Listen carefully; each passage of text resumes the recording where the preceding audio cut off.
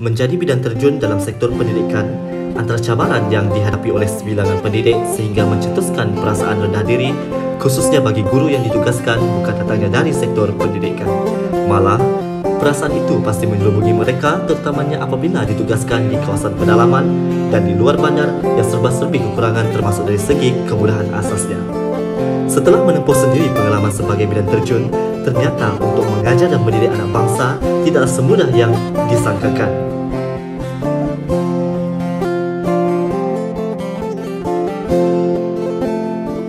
Episod bidang terjun sebentar tadi bukanlah satu pengakhiran, malah ia merupakan satu permulaan bagi saya kerana pengalaman yang berharga itu tadi membawa saya ke hari ini untuk melakukan tugasan kedua, persembahan pengajaran mikro.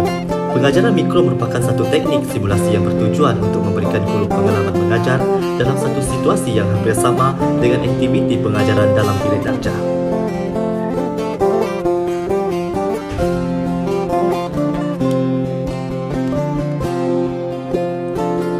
Rakaman ini merupakan tugasan kedua saya, Adrian Anak Luka, pelajar PDPP, option Bahasa Melayu, IPG Kampus Sarawak Miri yang telah diberi bimbingan oleh pensyarah Puan Siti Norsasidah binti Draman untuk melakukan persembahan mikro menerusi kemahiran penerangan, ilustrasi dan contoh.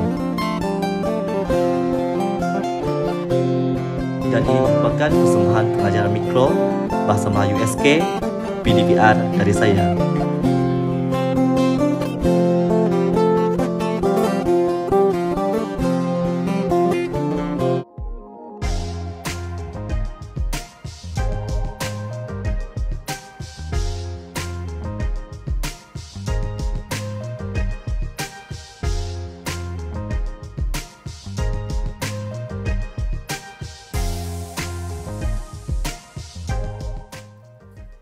Selamat pagi dan salam sejahtera buat pelajar-pelajar khususnya dari Sekolah Kebangsaan Long Bemang Baram.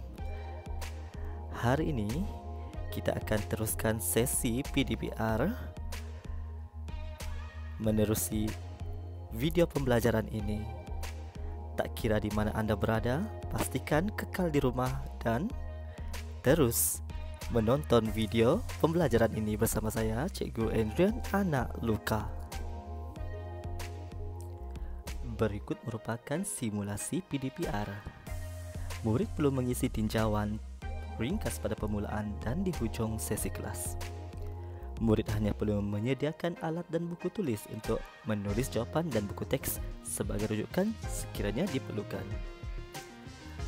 Perlu cakna setiap isi maklumat yang dinyatakan di dalam video slide yang telah disusun bagi memudahkan proses PDPR.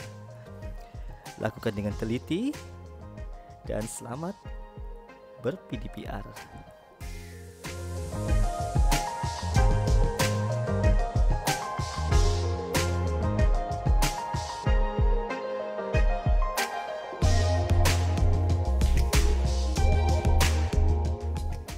Untuk hari ini, Cikgu akan teruskan dengan tema 6 iaitu Sains, Teknologi dan Inovasi untuk kemahiran mendengar dan bertutur. Minta murid untuk cakna dan memberi perhatian kepada semua yang terdapat di dalam slide yang cikgu tunjukkan ini kerana pembelajaran kita hari ini adalah berkaitan dengan memberi respon.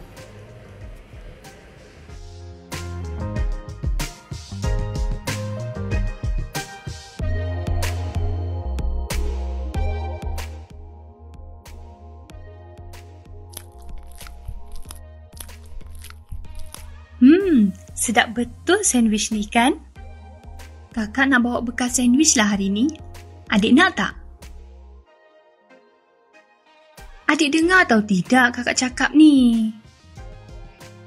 Ya, dengar. Habis tu, tak ada respons pun dari tadi. Ibu kata tidak elok bercakap ketika sedang makan. Betul kata adik Sarah itu. Tetapi kita juga perlu memberikan respon atau tindak balas terhadap sesuatu perbuatan.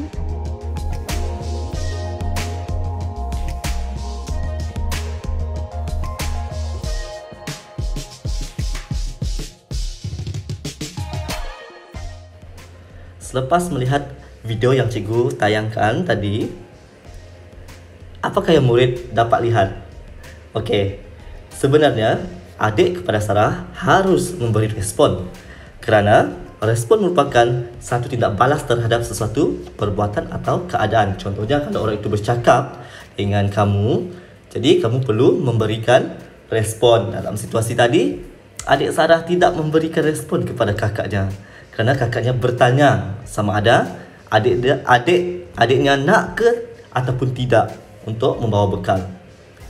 Jadi yang ini cara-cara bagaimana kita harus memberikan respon yang baik.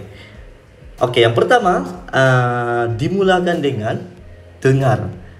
Dengar, lepas tu kita faham dan itu seterusnya dengan itu bertutur. Tiga cara ini, tiga fasa ini iaitu yang pertama, dengar soalan atau maklumat dengan teliti kerana kita perlu tahu apa soalan atau maklumat, fahamkan sebelum kita memberikan respon yang waras ataupun yang sesuai.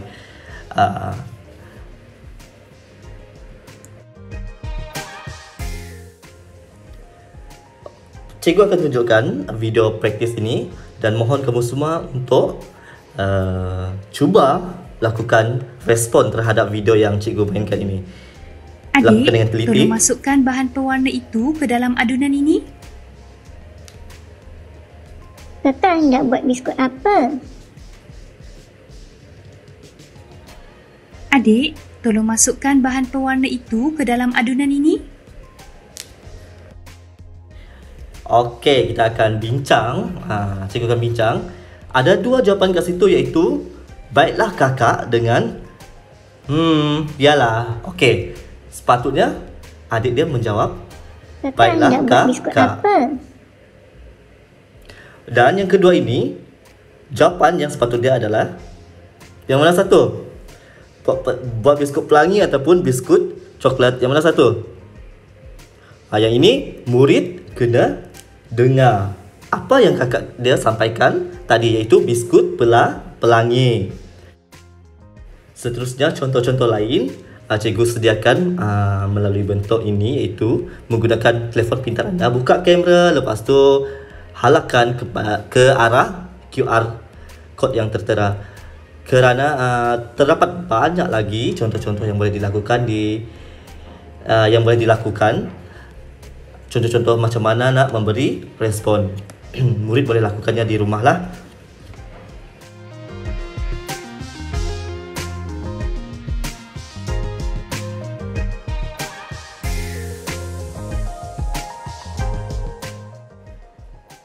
Dan yang ini merupakan video tugasan untuk anda lakukan di rumah.